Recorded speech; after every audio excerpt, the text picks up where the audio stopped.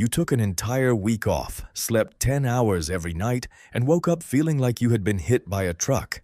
There was no spark of renewal, just a hollow ache and a terrifying question creeping in. What if rest doesn't work anymore? If that landed somewhere deep, stay with me, because the advice everyone hands you, rest, might be the very thing keeping you trapped. Before we go further, I'd be grateful if you hit subscribe and dropped a comment about the moment you realized your exhaustion wasn't normal. I read those, and it reminds me I'm not alone in this, and I want you to feel that too. Maybe it started months ago. You wake with a dull fog no coffee can cut. Work that once pulled you forward now feels like a mountain before breakfast. A friend texts to hang out, and your stomach tightens, not because you stopped caring, but because showing up for another person feels like an emotional debt you can't afford. At night, your eyes sting as you scroll through videos you're not even watching, because lying in the dark alone with your own head has become quietly threatening. And the strangest part? You haven't even been working insane hours. You might be doing less than a year ago, yet you feel more hollowed out than ever. Burnout is not simply stress on steroids. The World Health Organization defines it as a workplace syndrome built on emotional exhaustion, cynicism, or detachment, and a deep-down belief that nothing you do matters. But here is the part nobody explains. Normal stress is like a rocking boat that steadies after the storm. Burnout is a slow leak you don't notice until the deck is already underwater. Your nervous system hasn't just been overworked. It has lost its rhythm entirely. This is why the vacation advice falls apart. Researchers describe something called allostatic load, the cumulative wear and tear your body racks up from being on high alert without pause. Picture a thermostat stuck on max heat for months. When you finally flip the switch to cool, the compressor is fried and the room stays hot. Normally, cortisol rises in the morning to get you going and eases off at night so you can sleep. After prolonged pressure, that rhythm flattens like flat soda. The system that should calm you down doesn't bounce back just because the stressor disappeared. So you lie on a beach for a week, the external demand is gone, but your body never gets the memo that it is safe. You return home and within 2 days feel exactly as drained. Except now, you carry a fresh layer of despair because even your dream escape couldn't fix you. I call this the vacation effect. You come back from paradise not restored, but more defeated. The physical layer is only half the story. The real engine lives in the gap between who you are and who you feel you must be. I knew a project manager who said yes to every request, not from generosity, but because letting someone down made her physically ill. She would nod and smile through meetings while silently tallying the hours of her life she was losing. Psychologists call this surface acting, the draining labor of faking emotions you don't feel. Research shows that suppressing frustration or pretending enthusiasm burns far more mental fuel than the actual task. So she would get into bed at a reasonable hour, but her brain was already replaying conversations, wondering if she sounded competent, if she offended anyone. That is not rest. That is a courtroom inside your skull where the gavel never comes down. Then there is perfectionism, the trait everyone applauds until it floors you. When your entire sense of worth is stitched to flawless output, pausing feels like negligence. The moment you stop, an inner critic pipes up. You haven't earned this. Someone else is working right now while you're wasting time. That voice doesn't soften when you hit the couch. It gets louder because there's no task left to distract you from the shame. This is why doing nothing often feels worse than being busy. Stillness pulls back the curtain on all the noise you've been running from. Eventually, something more unsettling surfaces. You stop caring about things that once made you feel alive. That numbness is a protective reflex. Your brain slams a shield down to guard you from overwhelm. But the shield doesn't filter. It blocks joy, curiosity, and connection along with the pain. You end up in a flat gray space where a sunny Saturday morning feels meaningless. If you've ever sat on the edge of your bed, unable to pick a song because nothing sparked interest, you know this place intimately. Let me ask you something.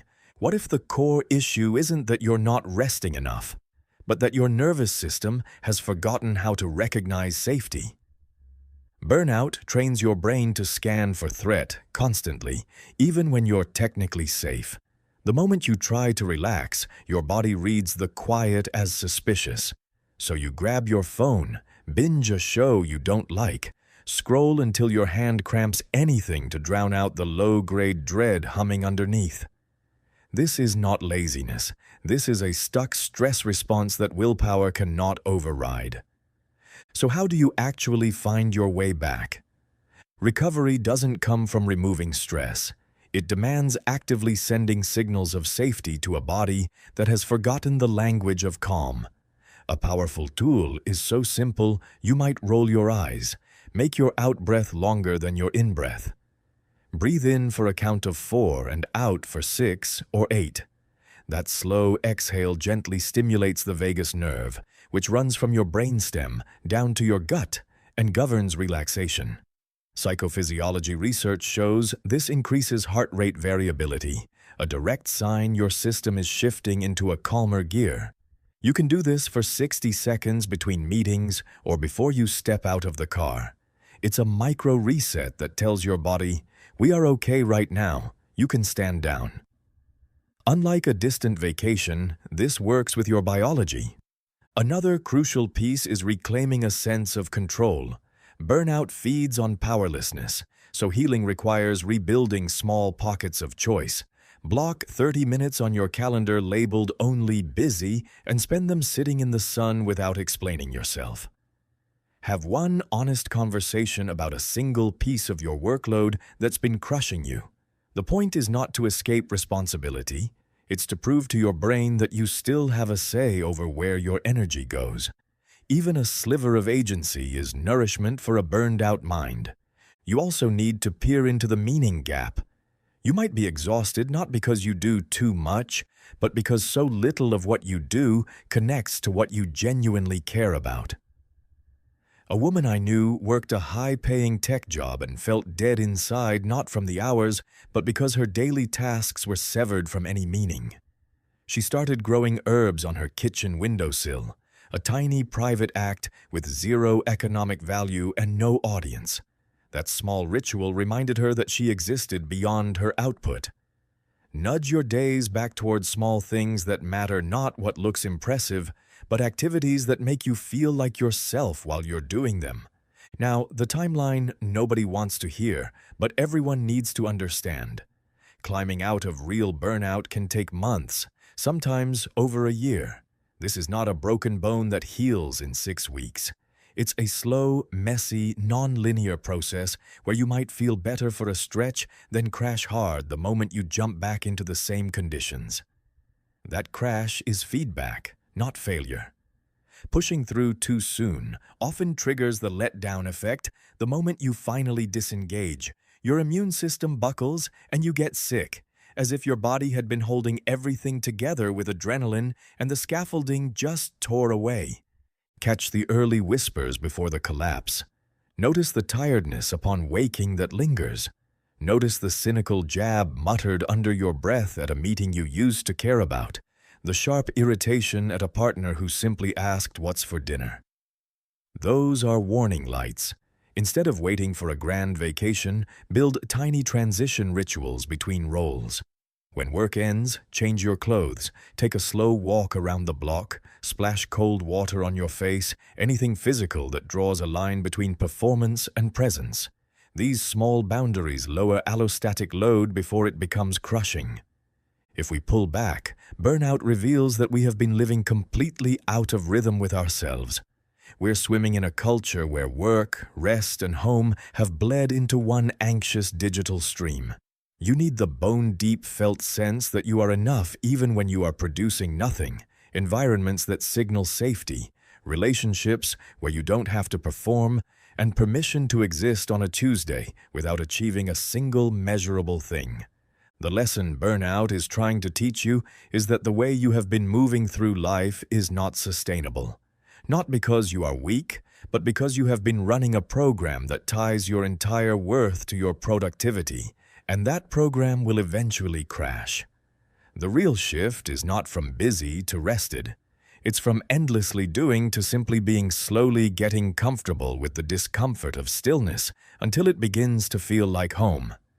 If any of this put words to something you've been feeling, take the smallest possible step. Tell me in the comments, one thing you will reclaim for yourself this week, maybe that longer exhale, a gentle no to something draining you, or closing your laptop at a decent hour and refusing to apologize. I read everyone, and it reminds another person watching that they are not alone. And if these honest conversations help you feel a little less lost, hit subscribe and stick around. You don't need to fix everything perfectly. You just need to begin gently at your own pace.